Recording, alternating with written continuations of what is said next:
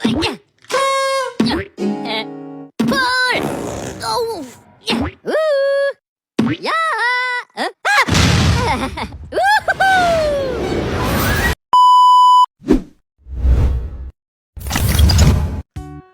Assalamualaikum, perkenalkan nama saya Ardiansa dari Prodi Pendidikan Fisika kelas B dengan NIM 250 135 010 26.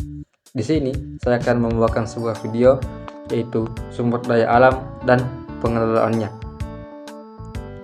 Dari air yang kita minum, udara yang kita hirup, hingga bahan bakar yang menggerakkan kendaraan kita semuanya berasal dari sumber daya alam. Indonesia dikenal sebagai negara yang akan kaya sumber daya alam, mulai dari hutan tropis, mineral, dan kekayaan laut. Namun pertanyaannya adalah, apakah kita sudah mengelola ini dengan baik? Hari ini kita akan membahas tentang sumber daya alam, pemanfaatannya, tantangan, dan bagaimana cara pengelolaannya. Di sini saya akan menjelaskan apa itu sumber daya alam. Sumber daya alam adalah segala sesuatu yang berasal dari alam dan dapat dimanfaatkan untuk memenuhi kebutuhan hidup manusia. Sumber daya alam dapat dikategorikan, yaitu berdasarkan sifatnya. Sumber daya alam dibagi menjadi dua. Yang pertama, sumber daya alam yang dapat diperbaharui, seperti air, udara, tanah, hutan, dan energi matahari. Sumber daya ini dapat pulih dengan baik jika kita kelola dengan baik juga. Kemudian yang kedua, yaitu sumber daya alam yang tidak dapat diperbaharui, seperti minyak bumi, gas alam, batu bara, dan mineral. Sumber daya ini terbatas dan akan terus habis jika terus dieksploitasi. Kemudian kita akan melanjutkan pembahasan, yaitu pemanfaatan sumber daya alam secara berkelanjutan.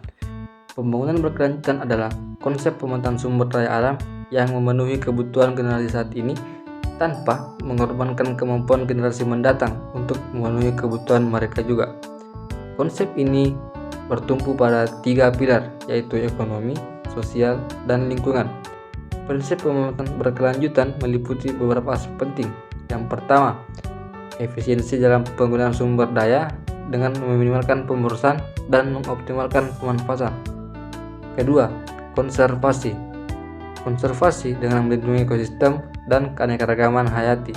Kemudian yang ketiga, penggunaan teknologi ramah lingkungan yang mengurangi dampak negatif terhadap alam. Contoh penerapan yang dapat kita lihat dalam berbagai sektor. Contohnya di sektor kehutanan, yaitu penerapan sistem tebang pilih dan penanaman kembali untuk memastikan hutan tetap stabil dan tetap lestari. Sayangnya, sumber daya alam kita menghadapi ancaman serius berupa degradasi atau penurunan kualitas dan kuantitas. Deforestasi menjadi isu utama di mana hutan Indonesia hilang dengan kecepatan yang sangat mengkhawatirkan akibat pembukaan lahan untuk perkebunan kelapa sawit, pertambangan, dan pemukiman. Degradasi lahan akibat erosi, penggunaan pestisida berlebihan, dan praktik pertanian yang tidak berkelanjutan sangat menurunkan produktivitas tanah. Pencemaran air dari limbah industri, rumah tangga, dan pertanian akan mengancam ketersediaan air bersih. Eksploitasi berlebihan akan menyebabkan penurunan populasi ikan dan hilangnya keanekaragaman hayati akibat kerusakan habitat dan perburuan liar yang sangat menjalar. Konservasi menjadi jawaban untuk mengatasi degradasi ini. Konservasi adalah upaya perlindungan, pelestarian, dan pemanfaatan sumber daya alam secara bijaksana. Strategi konservasi meliputi pembentukan kawasan seperti taman nasional, cagar alam, dan suaka marga satwa untuk melindungi ekosistem dan spesies langka. Nah, sebelum kita tutup, sumber daya alam adalah warisan berharga yang harus kita jaga bersama. Pengelolaan yang berkelanjutan bukan hanya tanggung jawab pemerintah atau perusahaan, tetapi kita juga menanggung setiap individu.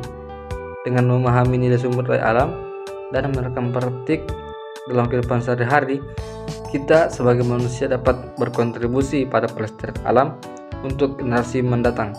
Oleh karena itu, marilah kita bijak dalam mengelola anugerah alam di Indonesia.